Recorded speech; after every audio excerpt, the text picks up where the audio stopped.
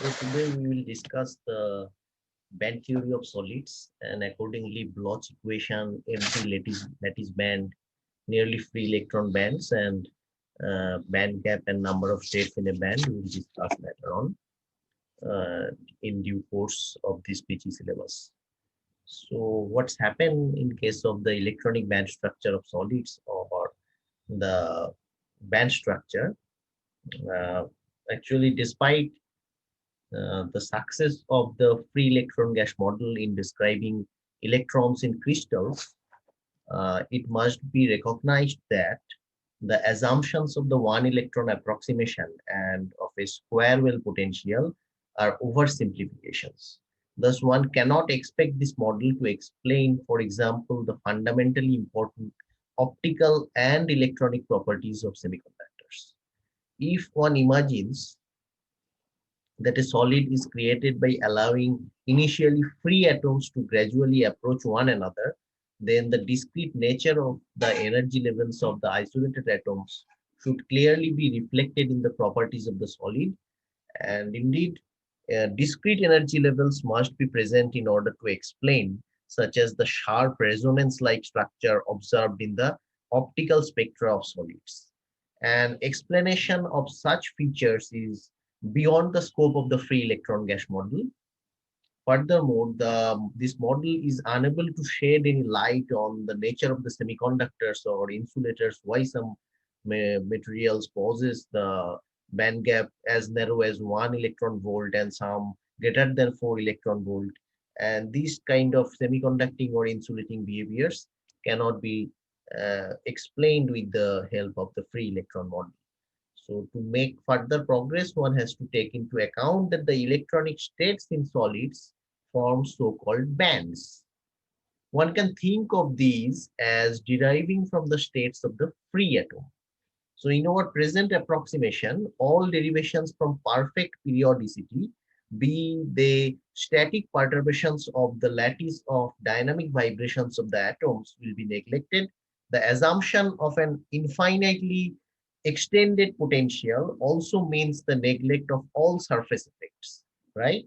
So to arrive at a finite crystal, that is one with a finite number of degrees of freedom, that is compatible with the infinite periodicity, one again makes use of the periodic boundary conditions or the Born-Laue periodic boundary conditions that I have discussed in the earlier class. To start with,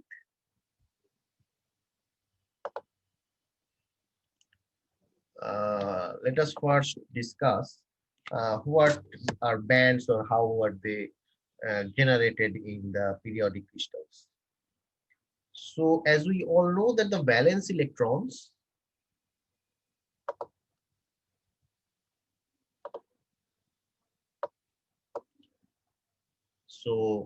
I hope this pointer is working. So to start with the band structure, we all know that the valence electrons that move in the crystals feel a periodic potential, and the potential looks like this, that the UR is nothing but UR plus R for all vectors capital R of the direct lattice or the Bravais lattice vector simply. The potential is due to the effect of the ion force and all other electrons. Thus, a serious many-body problem is present. In principle, the band structure cannot be calculated from the periodic arrangements of the atoms and their atomic order number.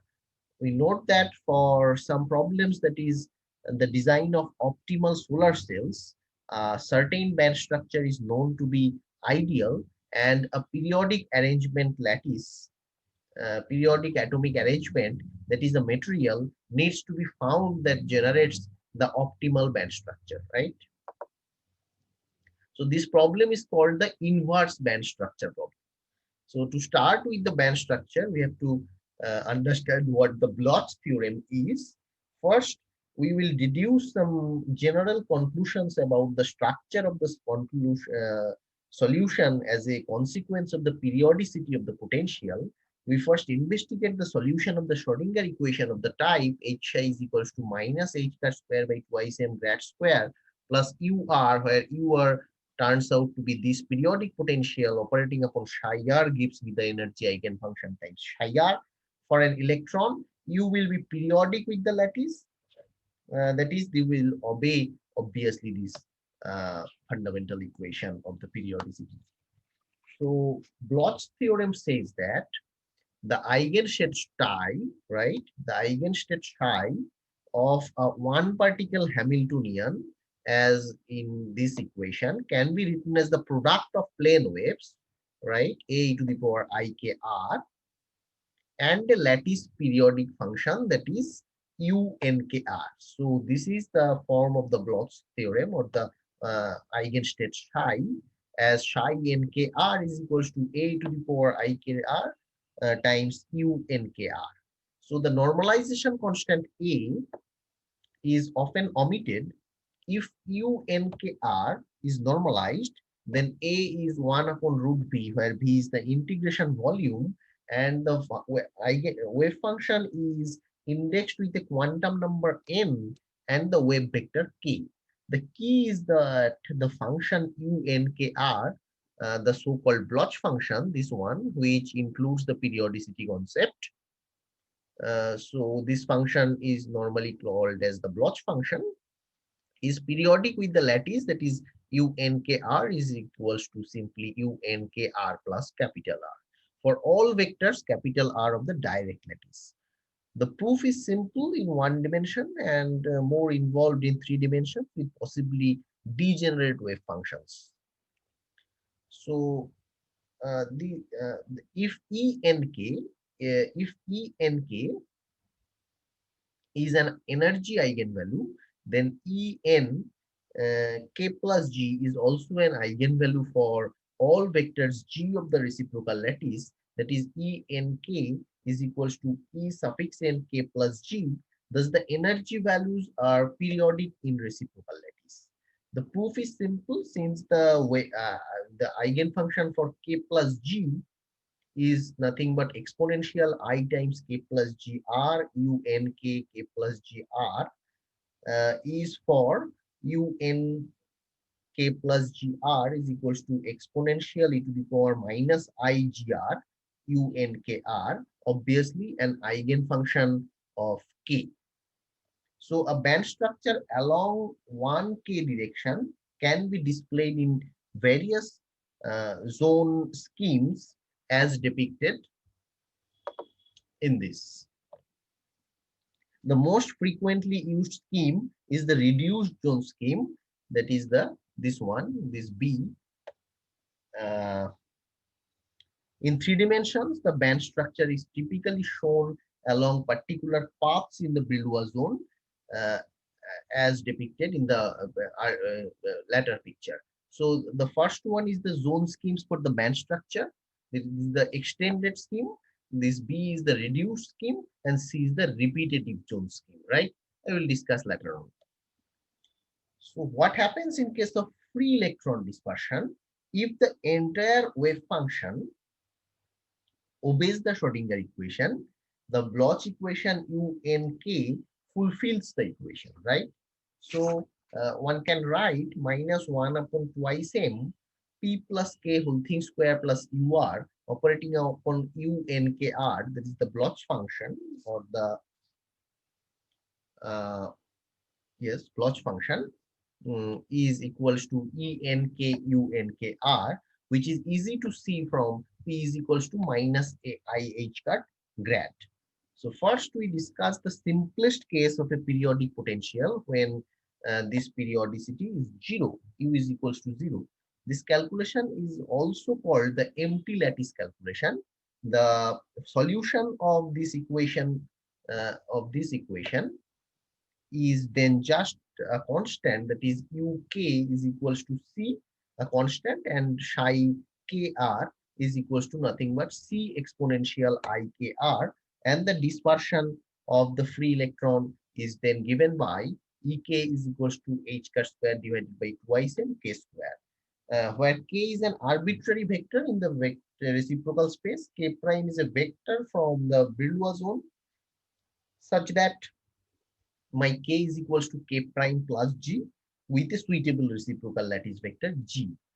because this earlier equation, that is ENK is equals to ENK plus G. I'll show you this equation. As because the dispersion relation can be written as, the new dispersion relation can be written as like this: EK is equals to h cut square by divided by twice m k prime plus g whole thing square, rather than h cut square k square divided by twice m, where k prime denotes, here k prime denotes a vector from the Brillouin zone.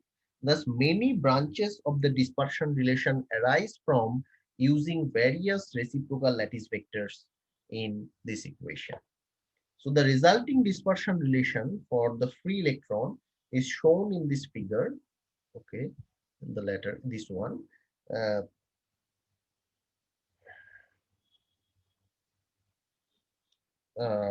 For a one-dimensional system, K prime and G are parallel, and for this one, for B, for the simple cubic lattice in the so-called reduced zone scheme, and for C, the same dispersion of the free electron is shown for the FCC lattice. Okay.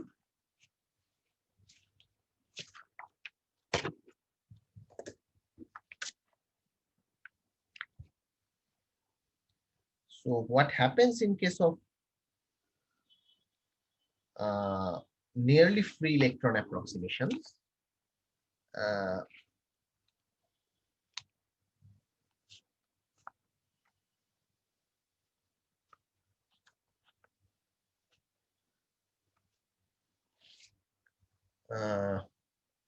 To understand the general concept of electronic bands, it is particularly instructive to consider the limiting case of a vanishingly small periodic potential. We therefore imagine that the periodic potential starts at 0 and is gradually switched on. What happens then to the energy states to the free electrons, which in the square well potential were described by the energy parabola, that is E is equals to h cut square k square by twice m. In the extreme case, where the potential is still 0, that is where all Fourier coefficients Vg vanish, one must nonetheless consider the symmetry requirements of the periodicity.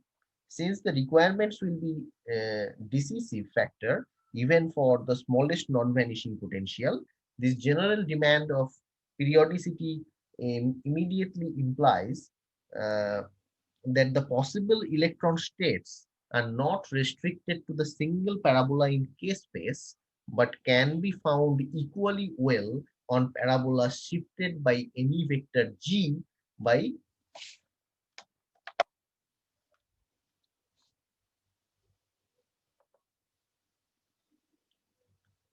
simply this relation, as I have mentioned, that EK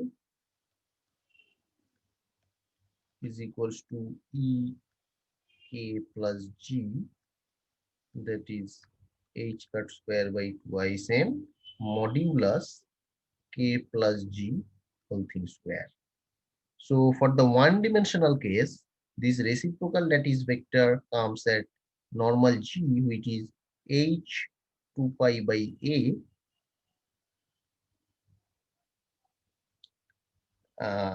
Simply what I can show you, that what happens where the EK diagram is plotted, right? Our potential looks like this one, this one, this one, like that, and like the same fashion, this one, this one. So this is the EK diagram, and these between plots are called the Brillouin zone, as you all know. This is the reciprocal lattice vector 2 pi by a, right? So this is minus 2 pi by a. This is minus 4 pi by a. This is 2 pi by a.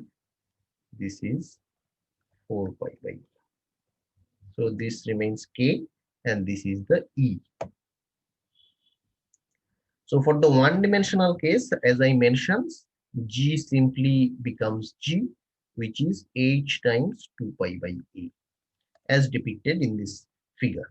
Since the behavior of Ek is periodic in K space, it is sufficient to represent these in the first Brillouin zone only. To achieve these, one simply displaces the part of parabola of interest by the appropriate multiple of G, that is 2 pi by A. This procedure is called the reduction to the first Brillouin zone, right? So this procedure is called the reduction of the first Brillouin zone, as I have mentioned in this figure. This is the reduced zone scheme, all in a zone of the first Brillouin zone, that is pi by A to minus pi by A, right? So in 3 dimensions, the Ek bands are already more complicated, even in the case of a vanishing potential, since in this equation, right, in this equation, one know has G contributions in all 3 coordinate directions.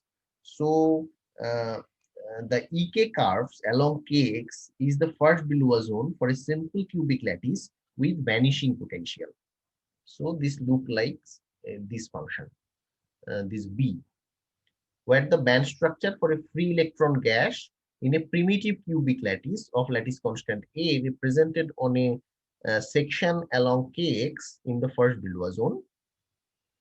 The periodic potential is assumed to be vanishing, that is empty lattice, and the various branches stem from parabolas whose origin in reciprocal space is given by the Miller indices HKL. So the effect of a finite but very small potential can now be discussed with the reference of this figure and this figure, right? So in the one-dimensional problem of this figure, there is a degeneracy of the energy values at the edges of the first Brillouin zone, that is at either plus G by 2, which is pi by A, and minus G by 2, which is minus pi by A, where 2 parabolas intersect. The description of the state of an electron with these k values is necessarily a superposition of at least 2 corresponding plane waves for a vanishing potential 0th order approximation. These waves are e to the power I gx by 2 and e to the power I g by 2 minus g times x, which is nothing but e to the power minus I gx by 2. So the earlier equation, that is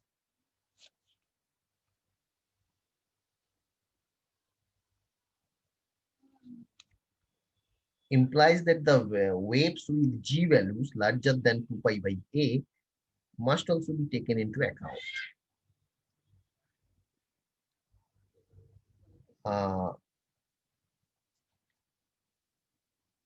Then few calculations can be made in order to obtain the energy gap in periodic lattice structure. One can discuss the chronic penny model, which looks like that. The chronic penny model is a simple analytically solvable model that visualizes the effect of the periodic potential on the dispersion relation of the electrons, that is the formation of a band structure.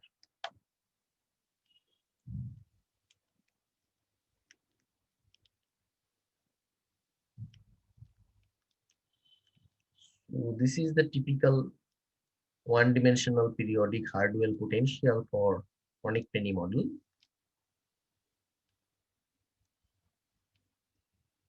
And a one-dimensional periodic Hardwell potential is finite height is assumed as shown in the first figure.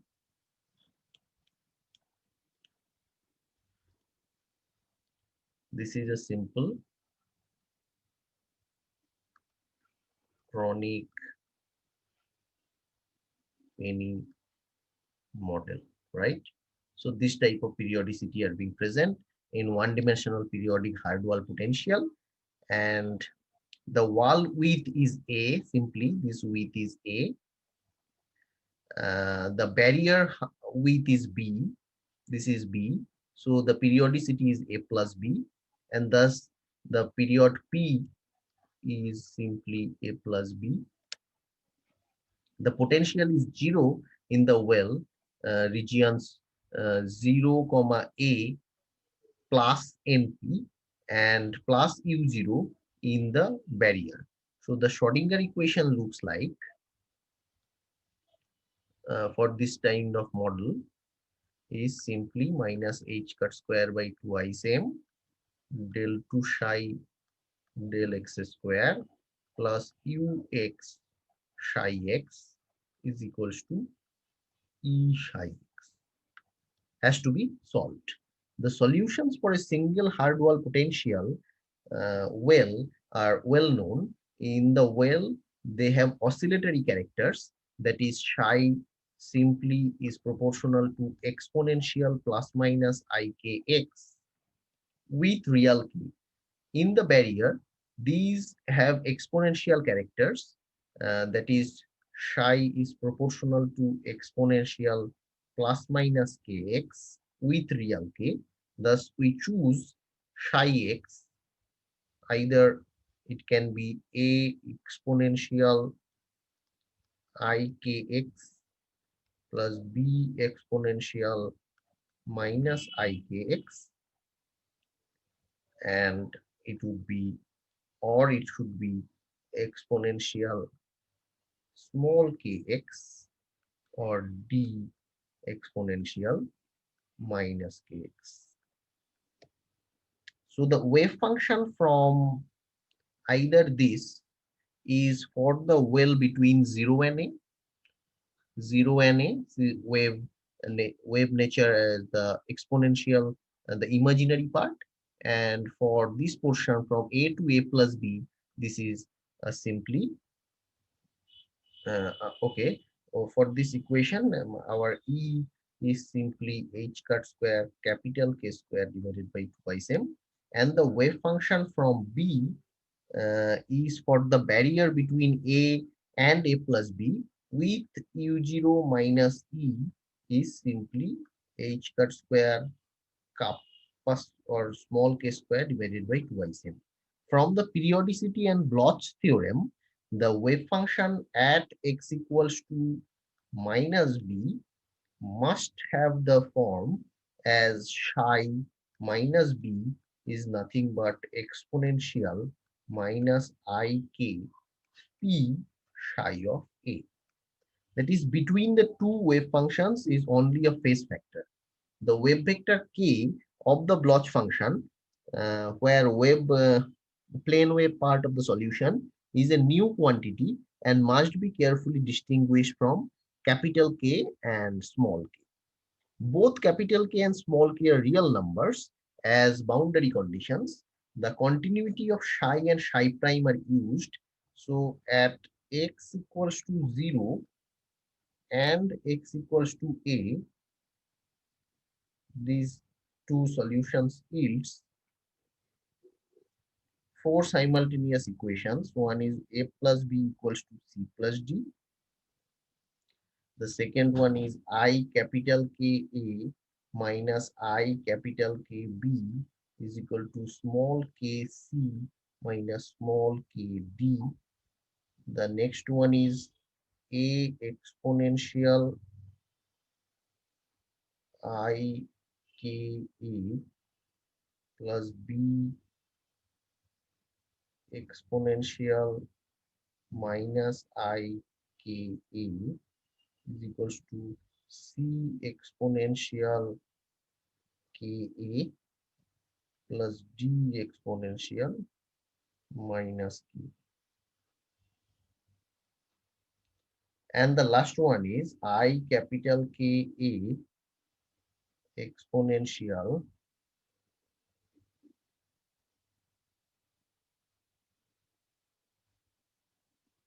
I K A minus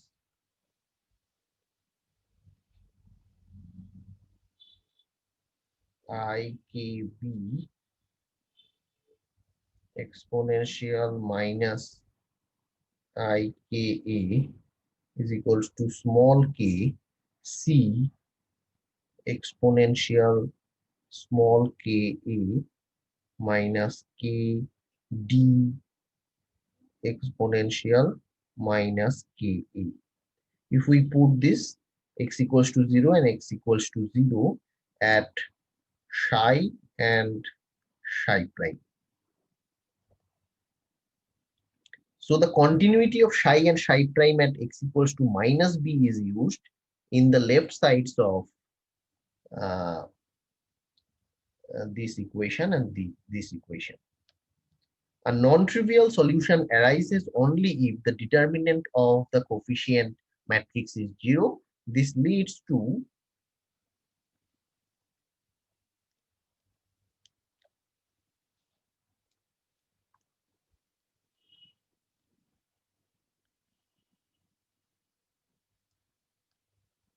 cosine small k p is equals to nothing but k square minus capital K square divided by 2 small k capital K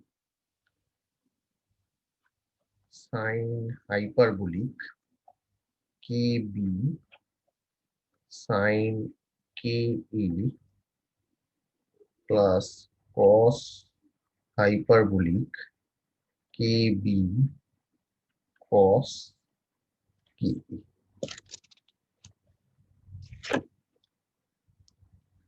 So further simplification can be reached. One can look in this behavior. Can be reached by letting the barrier thickness b tending to 0 and u0 tending to infinite, b tending to 0 and u0 tending to infinite, then p tending to a.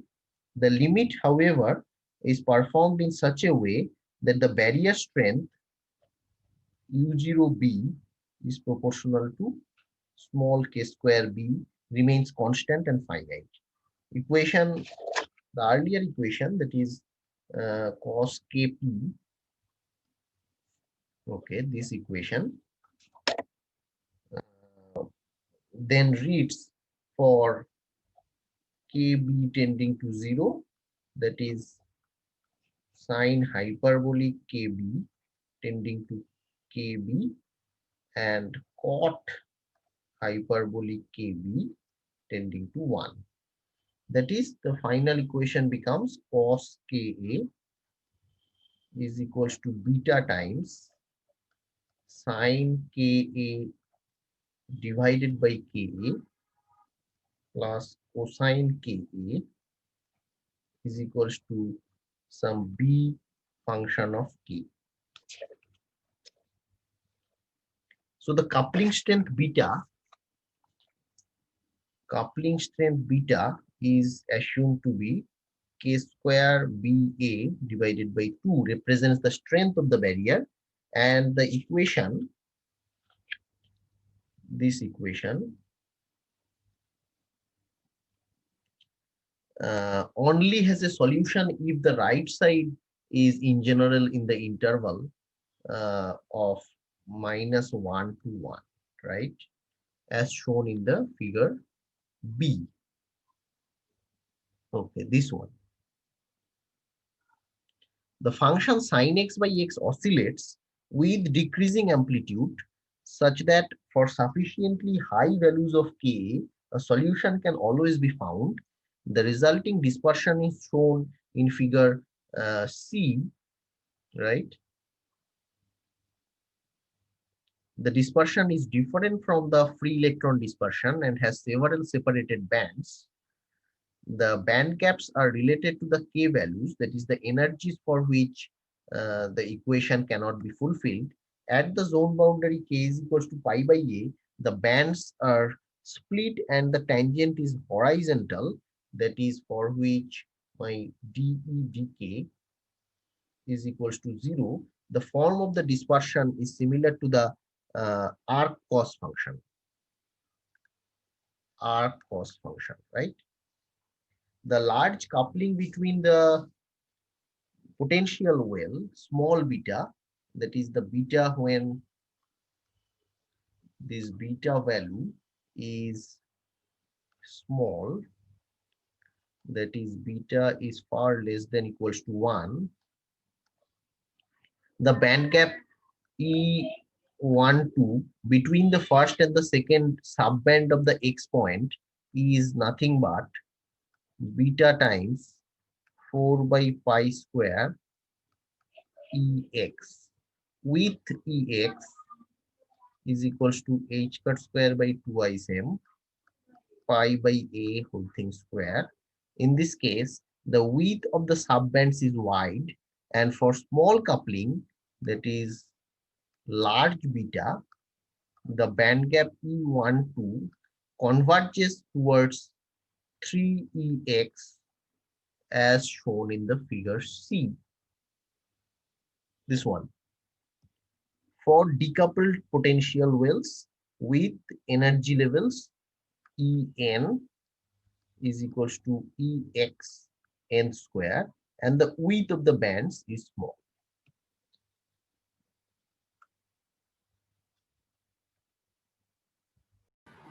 So we are discussing about the band theory of solids, Brillouin and Blotch theorem, and correspondingly Bloch electrons or Bloch functions as well.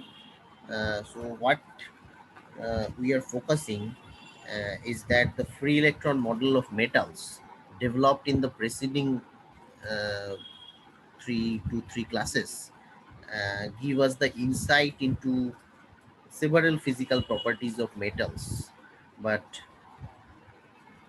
the other properties that the free electron model is quite uninstructive, such as it cannot gives us a proper explanation why some chemical elements crystallizes to form good conductors or of electricity and others to form insulators.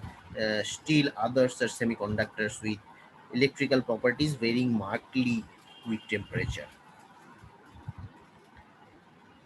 So the main difference between the insulators and conductors only by extending the free electron model to take account of the interaction of the electrons with the periodic lattice of the solid. And we shall encounter some quite remarkable properties possessed by electrons in crystals. We shall see that they may respond to applied electric or magnetic fields as if the electrons are endowed with an effective mass m star, which may be larger or smaller than the free electron mass or may even be negative. There are situations in which it is convenient to attribute to the charge carriers in crystals a positive charge, that is plus of modulus E, that is the electronic charge. We denote such carriers as holes, in contrast to electrons which behave with their normal negative charge, which is minus of modulus E. And the quantum theory that we have the difficulty to understand the band structures, and the necessary background is developed in the Born's atomic physics, right? So on the electron model, the allowed energy, as you can see from here, uh, energy values are distributed quasi-continuously from 0 to infinity as E is equals to h cut square k square by twice m. K is the wave vector, can take any values of 2 pi by lambda, the de Broglie wave vector related to the de Broglie wavelength. So if k can range any values, then obviously the energy can take any values from 0 to infinity, which is the energy continuum as in the case of the classical physics. So what we understand in discussing the periodic potentials, that the solid will be an insulator if all the energy levels below a forbidden band are filled with electrons and all levels above the forbidden band are vacant, right?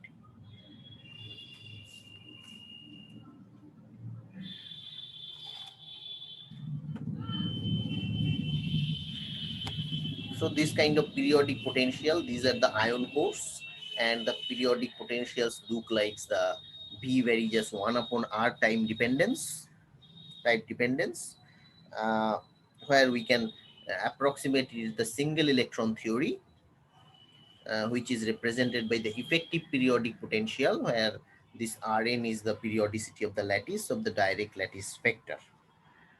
And the preceding classes we already came across that the typical crystalline potential may be expected to have the form of such behavior and resembling the individual atomic potentials as the ion is approached closely and flattening off in the region between the cores. And we have the Schrodinger equation for the single electron, which is H psi is equals to E psi, and H is nothing but minus H cut square by twice m grad square, which is the kinetic term, plus UR, which is the potential term, which can takes the value of UR plus R. So the free electron Schrodinger equation is a special case uh, of zero potential being the simplest example of a periodic one, and independent electrons, each of which obeys a one electron Schrodinger equation with a periodic potential, are known as the Bloch electrons, in contrast to the free electrons to which Bloch electrons reduce when the periodic potential is identically zero. The stationary states of Bloch electrons have the following very important property as a general consequence of the periodicity of the potential.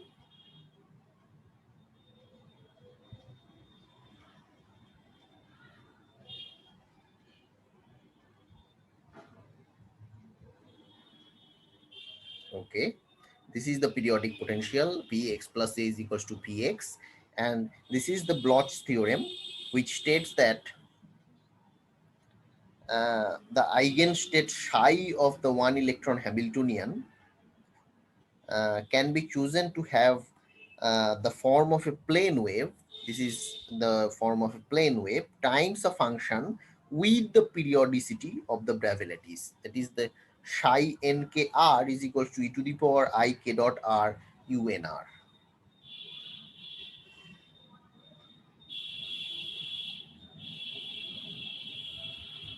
I would say, just a minute, this kind of dependence. Psi nkr is equals to a to the power I k r unkr, which is the Bloch function.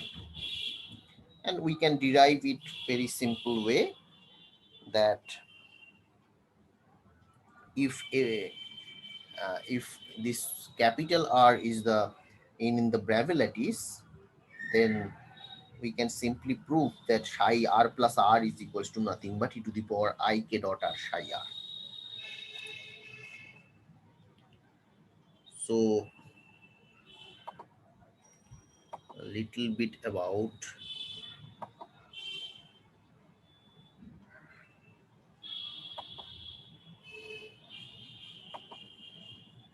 okay, this should be the case of the nearly free electron approximation. And this plot is the parabolic energy curves of a free electron in one dimension, periodically continued in reciprocal space. The periodicity in real space is A, and this Ek dependence corresponds to a periodic lattice with a vanishing potential, which we usually call the empty lattice, right?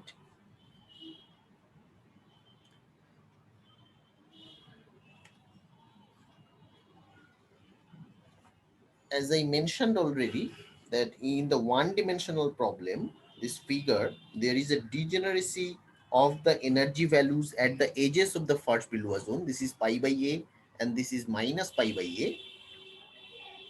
So if this is the reciprocal lattice vector G, then the boundary of the first Brillouin zone occurs at plus G by 2, which is pi by a, and minus G by 2, which is minus pi by a.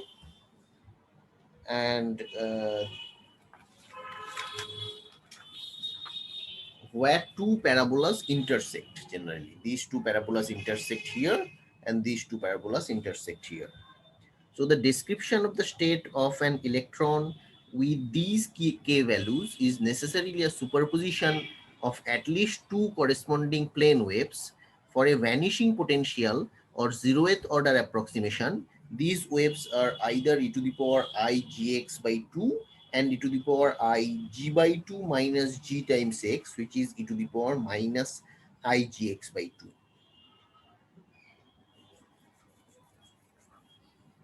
The approximate expressions for a perturbation calculation of the influence of a small potential are therefore of the form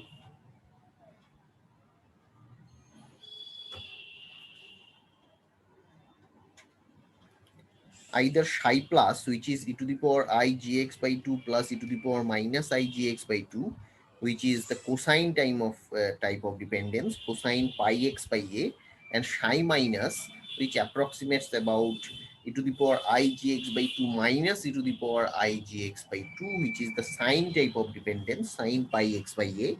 And these are standing waves possessing zeros at fixed positions in space. Okay.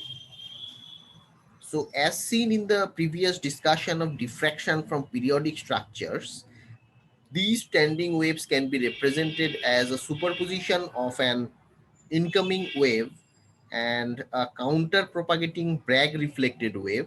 The probability density corresponding to psi plus and psi minus turns out to be rho plus, which is psi plus star psi plus, which is cosine square pi x by a, and rho minus, which is psi star minus psi minus, which is sine square pi x by a.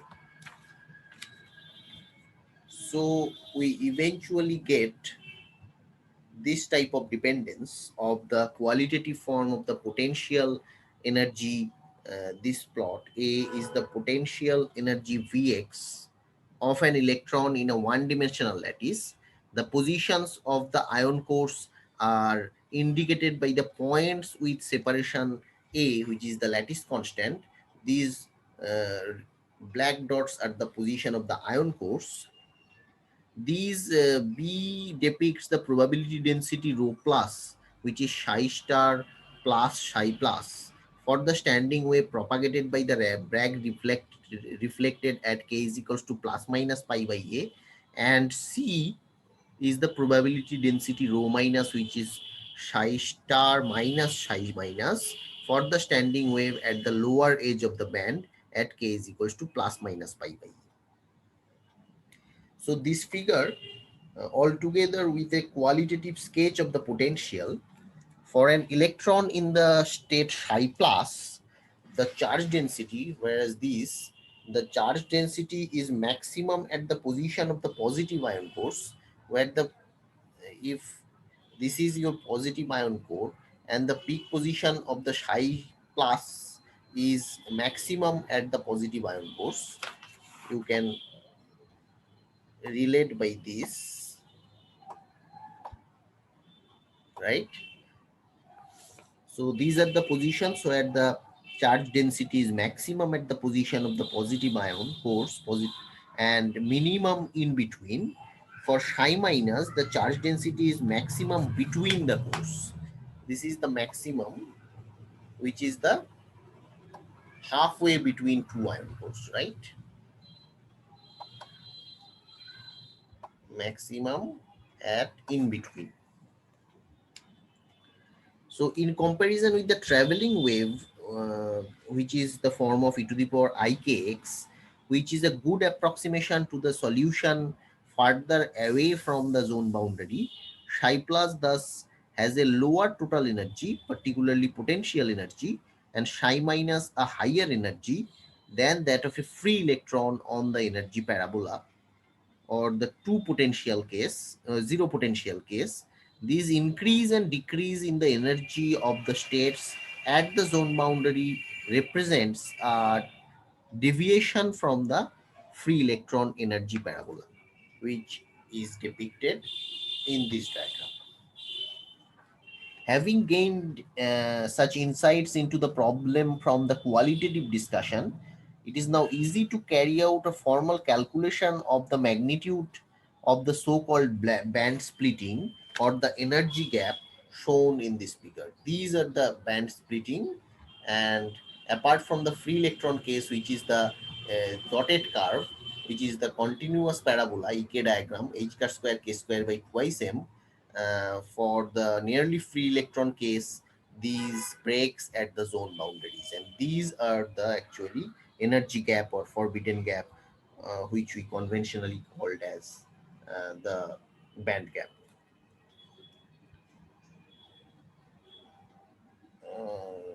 So these are the figure where splitting of the energy parabola of the free electron at the edges of the first Brillouin zone k is equals to plus minus pi by a in the one-dimensional case. To a first approximation, the gap is given by twice the corresponding Fourier coefficient Vg of the potential. Periodic continuation over the whole of k space gives rise to continuous bands only in the vicinity of the original energy parabola. A few calculations are there in the electronic band structure of solids. I am skipping that. Only the important fact is that we expect the greatest deviation from the free electron behavior when the denominator of equation vanishes, that is for k square is equals to nearly equals to modulus of k minus g whole thing square, and it is identical to the Bragg condition that we came across already.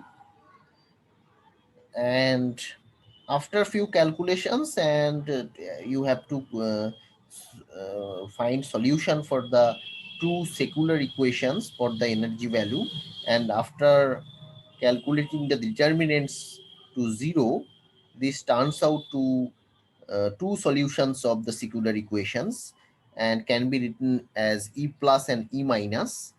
It's a large expression corresponding to the perturbation as well. And finally, we can find this one at the zone boundary, where the contributions of the two waves are equal. The energy gap has a value which is delta E is equals to nothing but E plus minus E minus, which is 2 times modulus Vg, that is twice the gth Fourier component of the potential. So what we can infer is from this curve, or from this plot, which is the energy dispersion Ek for the one-dimensional lattice of lattice constant A in the extended zone scheme. As can be seen, the quasi-free electron approximation gives rise to forbidden and allowed energy regions due to the opening of band gaps. The parts of the bands corresponding to the free electron parabola are indicated by the thick lines. So near to the zone boundary, the form of the two energy surfaces that are separated by the energy gap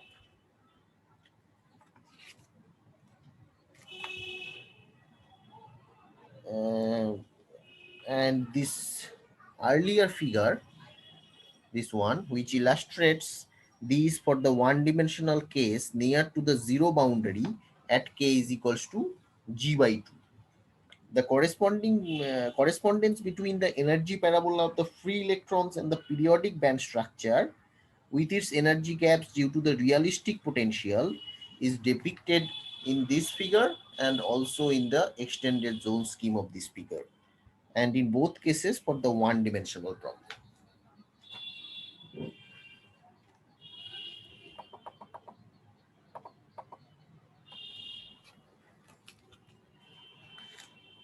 So we all know that The distinction between the resistivity values of conductors, superconductivity apart, the insulators is striking. The resistivity of a pure metal at low temperatures may be of the order of 10 to the power minus 8 ohm centimeter, and the resistivity of a good insulator may be as high as 10 to the power 22 ohm centimeter, provided precautions are taken to dry the surface of the specimen, and the observed range is 10 to the power 30 in resistivity may be the widest range of any common physical property of matter, right? So to start with, my energy values are taken as the form h car square by 2 m. If k in the three-dimensional space, then k square can be written as kx square plus ky square plus kz square, where for a cube of side L, this kx, ky, kz are quantized as 2 pi by L times either 0 or plus minus 1 or plus minus 2 or plus minus 3. The free electron wave functions are of the form psi is nearly equals to e to the power I k dot r, and represent running waves carrying momentum p is equals to h cut k according to the de Broglie equation. We have already discussed about the X-rays and the elastic wave propagation in crystals, that Bragg reflection is an important and characteristic feature of wave propagation in periodic structures. Bragg reflection occurs also for electron waves in crystals. The observation of Davison and Jarmar on the wave nature of the electron were observations of the Bragg reflection of an electron beam from the crystal surface.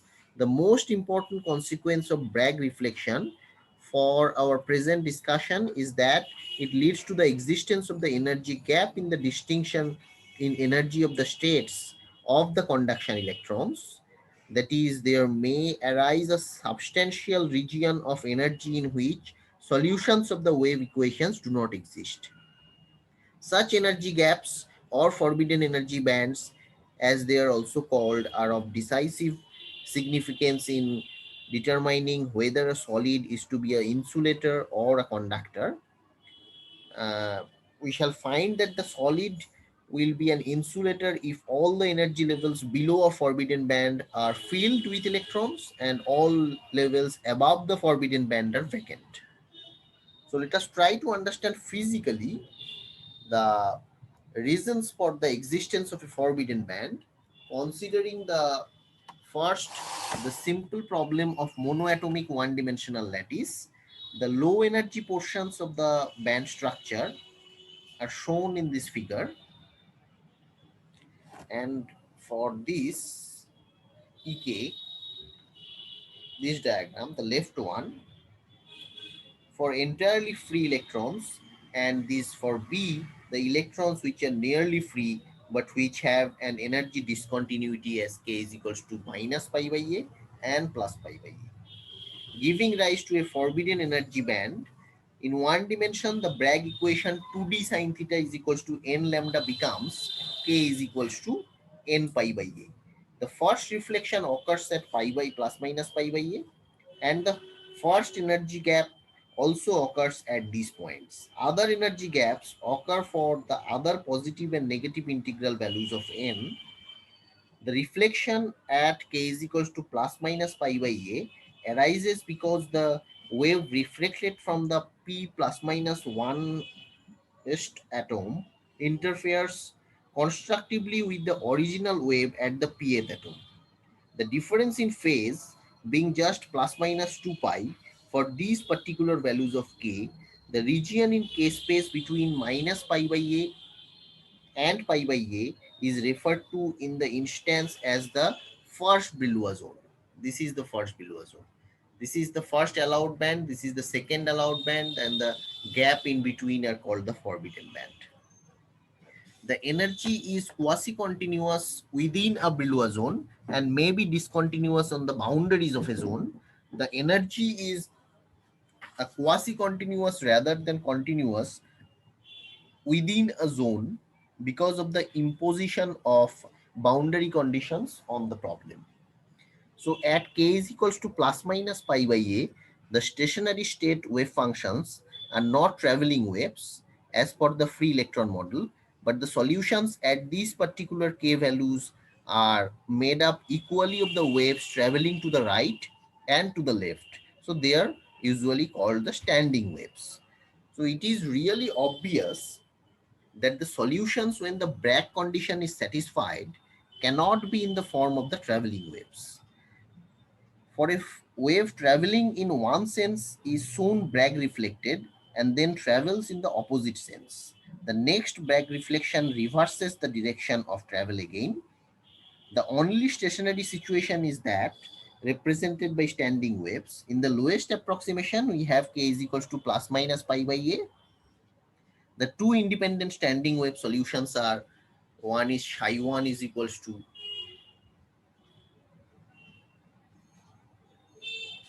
this one, psi 1 is nearly equals to sine wave, sine pi x by a, which is e to the power something minus e to the power something, and psi 2 approximates equals to the cosine, which is the plus in between two exponential terms.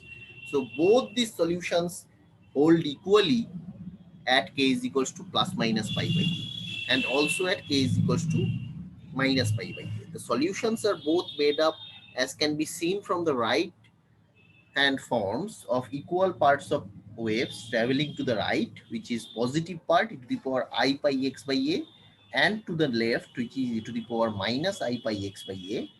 And we now must show that the two solutions psi 1 and psi 2 correspond to the different values of the energy, even though the functions have the same values of the wave vector.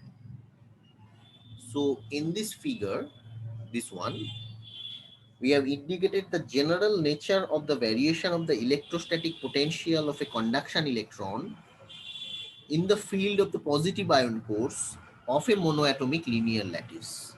We expect the ion cores to bear a positive charge as each has lost one or more valence electrons in forming the metal.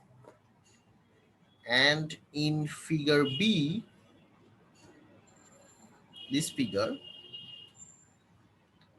we have sketched the distribution of charge density corresponding to the standing waves psi 1 and psi 2, and this one where the ion cores are the potential, the charge densities are maximum, is the cosine form, and this blue one at the sine form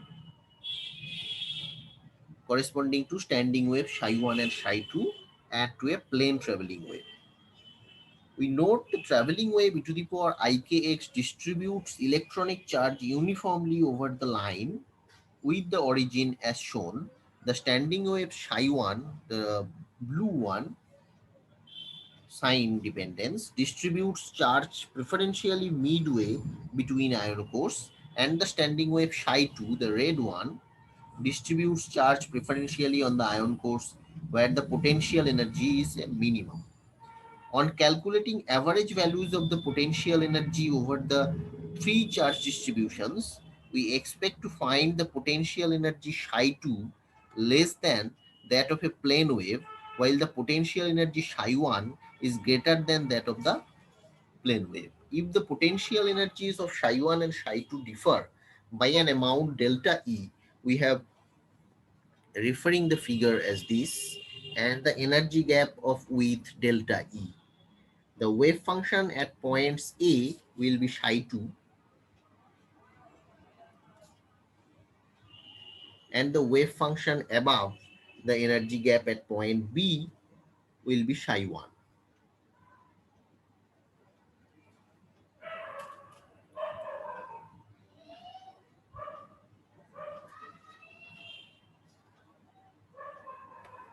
So these kinds of, I am not going into details for illustrating these pictures of the energy and band formation, but uh, actually these are the energy allowed bands and the forbidden band, and these are the 2s quantum state, 1s quantum state. And this is the schematic diagram of the dependence of the energy levels upon lattice constant for hydrogen atoms, showing the formation of allowed and forbidden energy bands. As the atoms are moved closer together, the coupling between atoms increases, splitting the energy levels as shown here. Energy levels can be splitted here for the atomic levels. Uh, the important note from this graph is that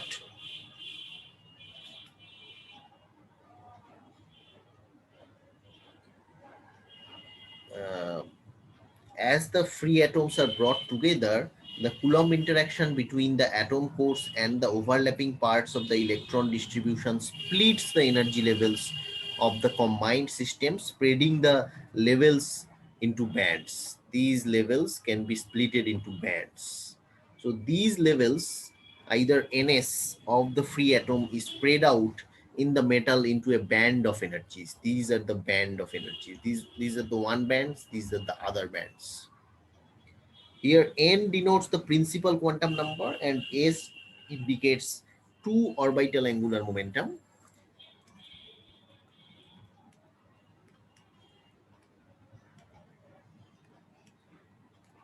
In a simpler case,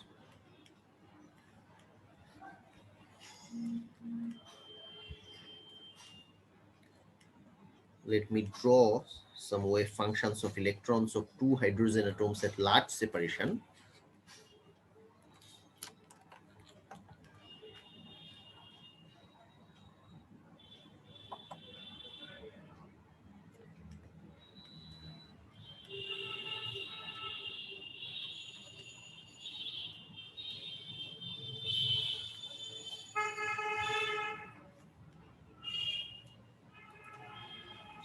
Okay, as per my stylus pen is not working, I am elucidating some other details of the band theory of solids.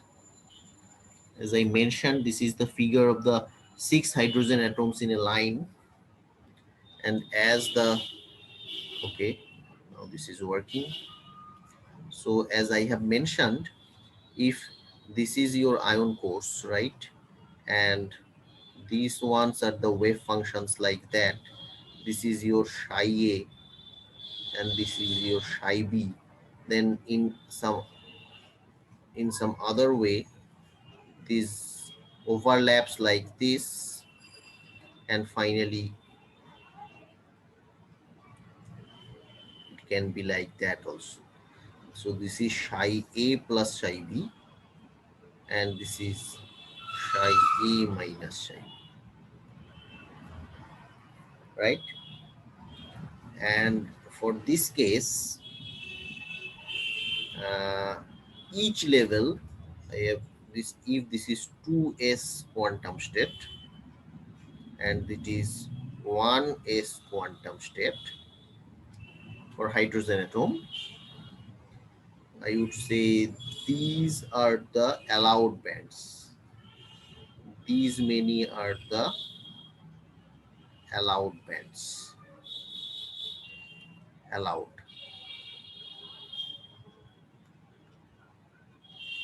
And in between, these are the forbidden bands.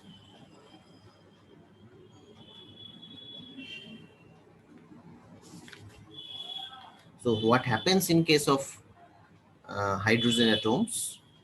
Each level ns, where this n denotes the principal quantum number,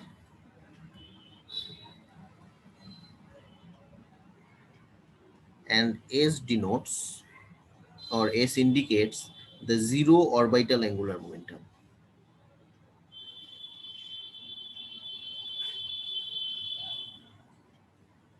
The width of the band is proportional to the strength of the interaction or overlap between the neighboring atoms, each in the state ns.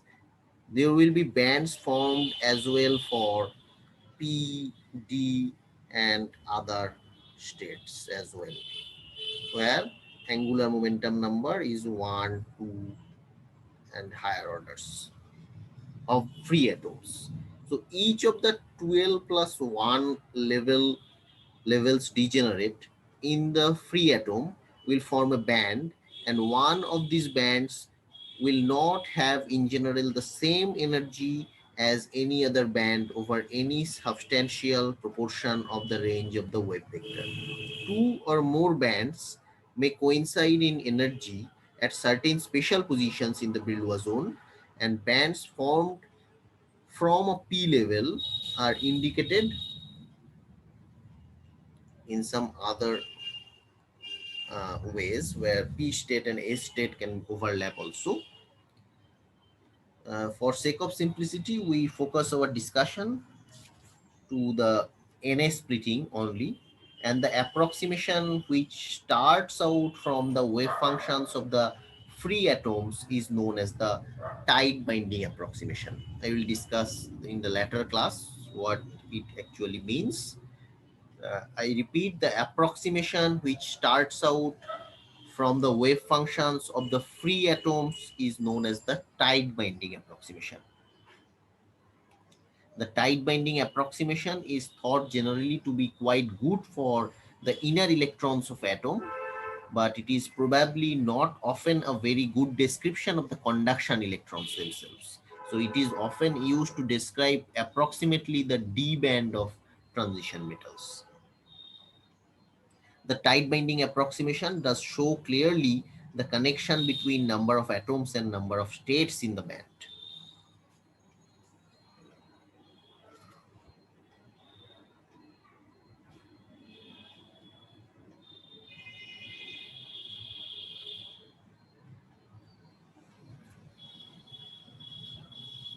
So Bloch has proved that the important theorem that the solutions of the Schrodinger equation with a periodic potential for the nearly free electron case with a periodic potential of the form psi k is equals to ukr e to the power I k dot r, and we got the ek diagram is like that, which is quasi continuous at the Brillouin zones, and these are the potential periodic potential dependence, which is approximated as the chronic penny model in the earlier discussions. These are the actual potentials, the original crystal potential like the parabolic form, but these hard wall potential, finite wall potential is the approximation used by Kronig and Penny, and the solution is already in our hand, which is the chronic penny model is the most conventional way of representing periodic potentials, and which is the simple analytically solvable models that visualizes the effect of the periodic potential on the dispersion relation of the electrons, that is the formation of the band structure.